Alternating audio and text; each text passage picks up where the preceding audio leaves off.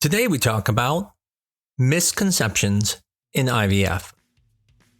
I'm Dr. Mark Amols, and this is Taco Bout Fertility Tuesday.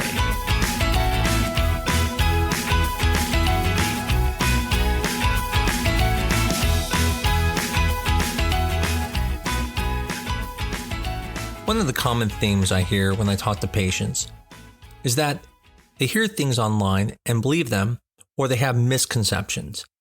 So today I wanted to go over some of those misconceptions and to be able to tell you if they're true or they're false and why they're misconceptions. Misconception number 1. Does increased dosage of medications cause your eggs to grow faster? This is a very common misconception. I have many patients come to me from other doctors and will say, oh, my eggs grew too fast because they gave me too much med. But in reality, that's actually not true. High doses of medication do not make your eggs grow faster. In fact, the way your eggs grow are really based off of your body. So for most people, by day 11, 12, they're going to be ovulating. But some people will ovulate sooner. In fact, as women get more mature, they end up ovulating earlier. Now, what can happen is sometimes some protocols called flare protocols, the medicine started a couple days before the stim meds, and so it may appear that they're growing faster, but really you started a flare ahead of time, and so you're just 2 days ahead. Overall, the point is, higher doses does not make your eggs grow too fast.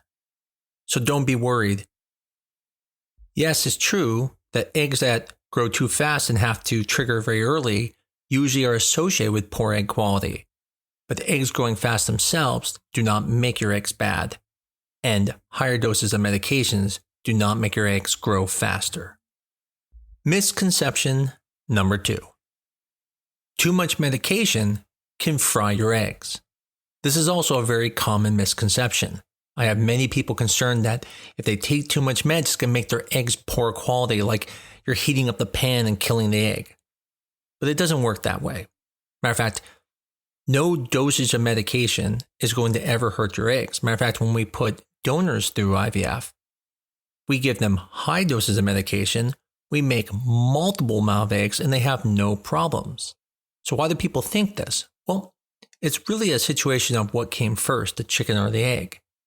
If women require more medications to make more eggs, then their egg quality must be poor. That's why they're requiring more medication. And so then people associate that people have bad outcomes. They go, well, I had higher doses. It must have hurt my eggs. And a lot of people will hear from friends where they hear, oh, well, if you do a mini stim cycle, well, then in that situation, I got better eggs. However, this has not been proven. As a matter of fact, most of the time, it looks like there's no evidence to support this. Now, there's a financial benefit of doing a minimal stim cycle because you don't have to spend as much money on medication. If you spend $3,000 in medication and you get 3 eggs, and you spend only $100 in medication and get 2 eggs, obviously it makes sense to go with the lower dosage because you're getting almost the same amount of eggs with the lower dose. But when it comes to actual quality, the eggs aren't any better. Now, there are some thoughts that maybe you're just forcing these really bad eggs to grow with higher doses, and that may be true because those eggs would have normally never grown. But the point is, higher doses cannot make your eggs worse. And so if you're a younger person and use high doses, you're not going to have worse eggs, you're just going to have probably ovarian hyperstimulation. But if you're older and it doesn't cost any more to use higher doses, the benefit of the higher doses are you'll get more eggs and you'll get more chances. In the end, don't worry about frying your eggs. It can happen. Misconception number 3. My left ovary is doing better than my right because I'm probably doing more injections on my left side. Another common misconception.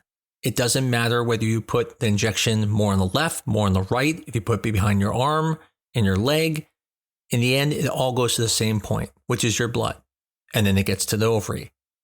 So you can't cause your ovary to make less eggs on one side because of where you do the injections. It makes sense from a common sense standpoint, and I appreciate that. But in reality, it doesn't affect it. So if you're making fewer eggs on one side, it just happens to be that your ovary is making fewer eggs on that side and nothing that you are causing. Misconception number 4. You notice during your IVF cycle that you're having some white discharge. And in the past, you remember when you're ovulating, you notice that white discharge. And now you're concerned that you're ovulating. But are you? Well, the answer is no.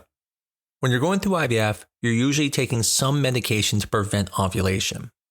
The problem with this conception is that the discharge is not due to ovulation. It's the association you have with ovulation. But really, the discharge comes from estrogen levels. But when you're going through IVF, your estrogen levels rise faster.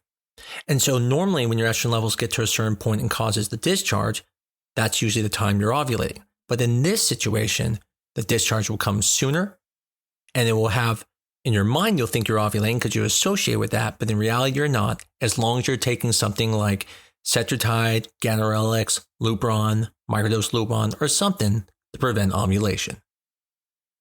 Misconception number 5. Can you grow more eggs by using higher doses of medication?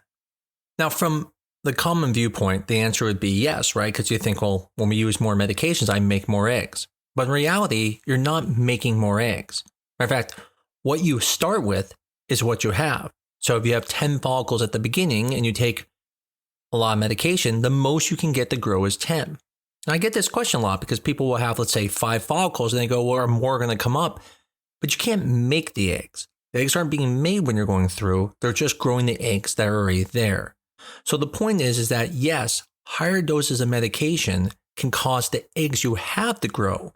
But if you don't have them, it's not going to make them grow. So if your antral follicle count is 3, it doesn't matter if you go to higher and higher doses, you're probably not going to get more than 3 eggs. So the misconception is that you can develop more as you're going through the cycle. And sure, some small ones might grow, but in the end, you're not making more eggs. You're just causing the eggs that are already there to grow. Misconception number 6. Since I'm causing more eggs to grow and the doctor is going to take them out, I'm probably going to go into menopause earlier. Well, not exactly. See, the eggs that we're removing and the eggs that we're growing are the same eggs that we're going to die anyways. Every month, although you release one egg, you make multiple eggs to get to that one egg. We're just forcing those other eggs to grow that were already going to disappear at the end of this month.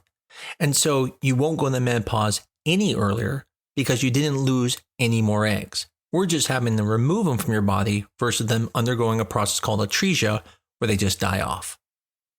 Misconception number 7. A lot of people associate IVF with ICSI, and they assume that you have to inject the sperm into the egg, but you don't. Matter of fact, many people do what's called standard insemination, where we just put the sperm on top of the egg instead of injecting it in. So the point is, IVF does not mean ICSI, intracytoplasmic sperm injection. It's something that we add on, but it is not something that is part of IVF. Misconception number 8. A lot of the misconceptions is that ICSI, which is intracytoplasmic sperm injection, is better than standard insemination.